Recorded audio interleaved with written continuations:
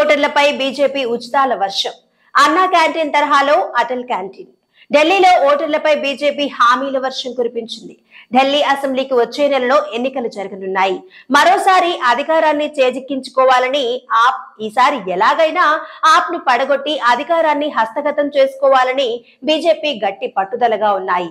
ఈ నేపథ్యంలో ఇరు పార్టీలు ప్రకటిస్తున్న హామీల వర్షంతో ఓటర్లు తడిసి ముద్దవుతున్నారు. బీజేపీ జాతీయ అధ్యక్షుడు జేపీ నడ్డా నిన్న సంకల్ప పత్ర పేరుతో మేనిఫెస్టో విడుదల చేశారు. తాము అధికారంలోకి వస్తే గర్భిణీలకు 21,000 ఆర్థిక సాయం అందించడంతో పాటు 6 పోషకాహార కిట్లు అందిస్తామని ప్రకటించారు. అంతేకాదు ప్రస్తుతం మొదటి కాన్పుకు అందిస్తున్న 5,000, రెండో కాన్పుకు అందిస్తున్న 6,000ను కూడా కొనసాగిస్తామని చెప్పారు.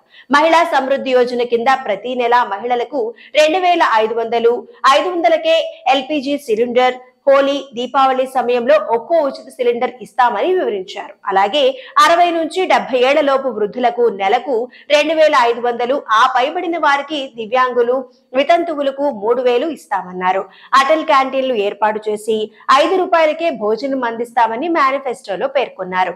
మోదీ ఇప్పుడేమంటారు? బీజేపీ మేనిఫెస్టోపై ఆప్ చీఫ్ అరవింద్ కేజ్రీవాల్ తీవ్రంగా స్పందించారు.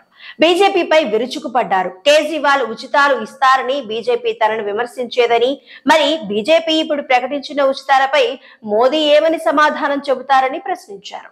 ఇంతకాలం ఉచితాలు మంచిది కావని మోదీ అనేవారని, ఇప్పుడు వారు ప్రకటించిన మేనిఫెస్టో ద్వారా ఉచితాలు మంచివేనని తేలిందని అన్నారు.